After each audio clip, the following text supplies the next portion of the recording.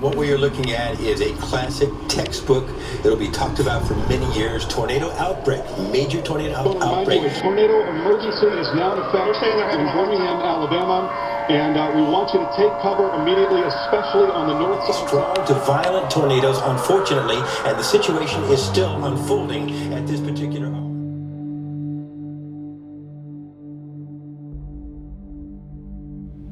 I remember pointing to a house,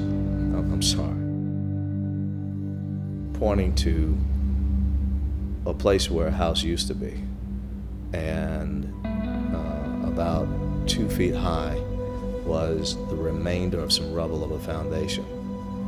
And one of the firefighters was telling me that was where the entire family was huddled up. And I'm asking him where, because there's nothing there.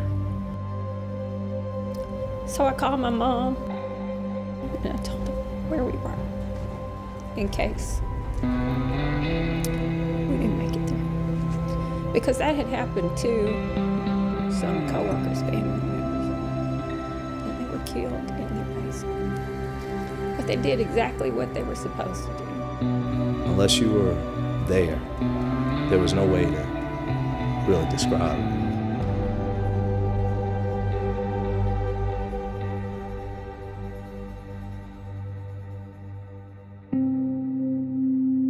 I left, walked from my front porch to my bedroom, it was in our house. And I could hear it in the house. So I stepped in the bathroom where my mom was and told her, come on, let's go in the basement. By the time I got to reach for the basement door, it knocked me down. And as I laid back, that's when I looked up and saw the house go. And when I got up, to look around, everything was gone. There was nothing there in some places. The devastation was such that you couldn't identify literally where you were in the world. It was worse than anything I've ever seen.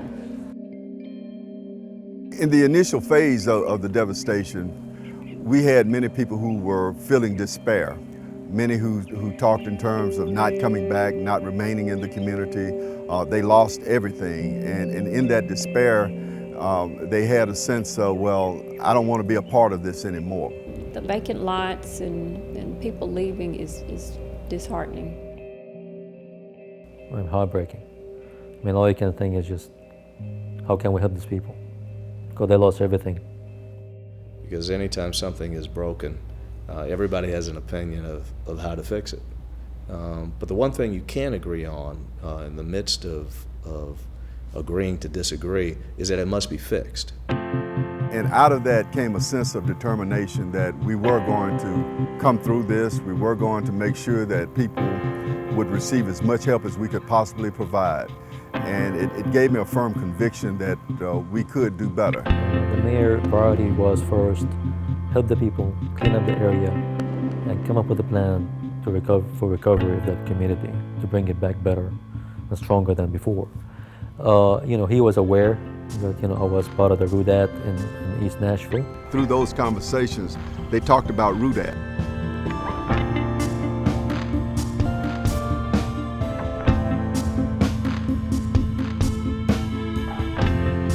The UDAT is the Regional Urban Design Assistance Team program. It was started in 1967 by a group of architects who sort of saw a gap in what was happening in downtowns and communities across the country. The mission is really to help people across the country and communities become more livable and pleasant places to be. It really is a very genuine desire to make sure that everyone has a great place to live. So they asked me to assemble a team of national experts to come to Birmingham to assess the situation. We're here to bring our expertise to bear together with the community to look at the future of the Greater Pratt community. We take the team on a tour of the community, we get them involved in stakeholder meetings with folks who have specialized knowledge, and then we have a big public meeting as well so that we have a chance for the entire community to come together and tell us what they love about their community, what they would like to their community to become. This night is about you, and this night is about what you will tell these folks who are behind you. Just say it all. Whatever it is, just say it all. The good process, is a process that starts using the two most important organs of your body, your ears, right? You come in, you listen to people, you listen to what they have to say. I want them to leave this meeting, along with myself, feeling like, okay, some things are being accomplished. People are listening to us. My voice is being heard. I'm here tonight because it's an opportunity to shape our community, or to have a voice in shaping our community. Now this is what we need to try to inspire the people that's gone, so they can get some kind of inspiration to know that we're going to rebuild this. It's going to be all new again.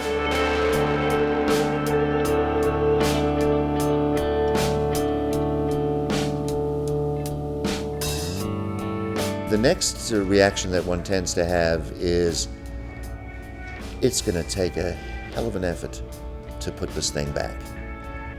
And then I think you begin to say, well, okay, now how can we put it back, but not the way it was, but better?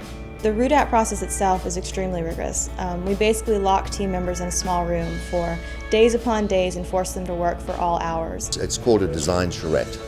And what it basically does is get a group of knowledgeable and skilled people into a situation for a concentrated period of design work. Time is always a challenge. We're here for just 4 days, and so we have to pack a lot into a very short period of time.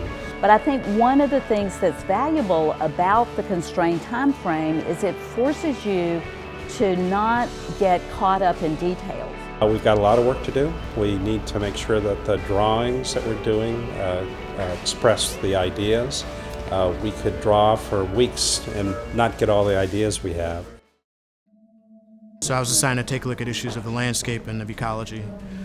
Some of the issues that the folks in Pratt City articulated as being concerns were issues with the floodplain and with Village Creek. We've been trying to, at least I've been trying to then take the ideas from a mobility transportation standpoint and see what kinds of improvements we could make that would respond to some of the issues they have about walkability, transit access. One of the things that we're trying to accomplish is really think about how to create connectivity between the incredibly strong assets that we found in these neighborhoods. The kind of drawing that we think creates the potential for dialogue, creates the potential for input.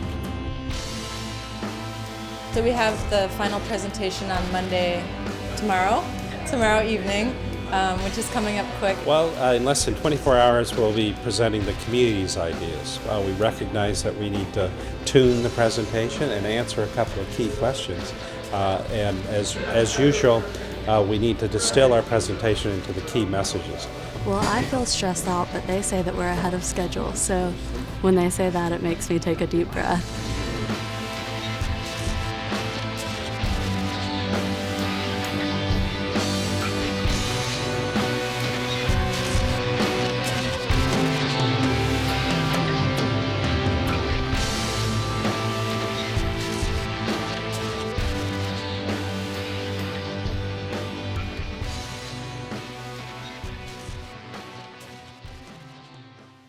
As mayor, I could not do this by myself. In fact, I know nothing about planning and designing and all of that other stuff. I have to rely on other people each and every day to make sure that this city gets the help and support that it needs. All of those individuals stepped up to bring us to this point, that we're able to now make a presentation as to what we feel this roadmap for this community should look like. There's no doubt that the importance of this plan to create a resilient community and a safe community cannot be underestimated. So that's the number one job I've got, is to deliver the promise, to deliver something that helps capture the dreams and desires and wishes of that community for their future. So this is a very tangible way of people saying design is important, community building is important.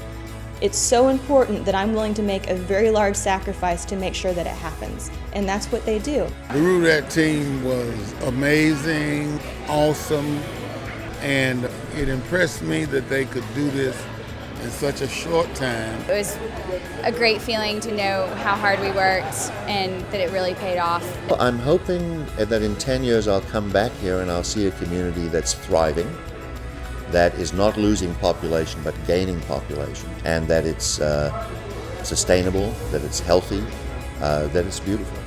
Now what never could have been in terms of transforming the community into a new century, now we get to have that opportunity and really have a planned community. So was it terrible? Yeah, it was terrible. Is it still bad? Yeah, it's still bad. But is there hope? And is there planned hope? Yep.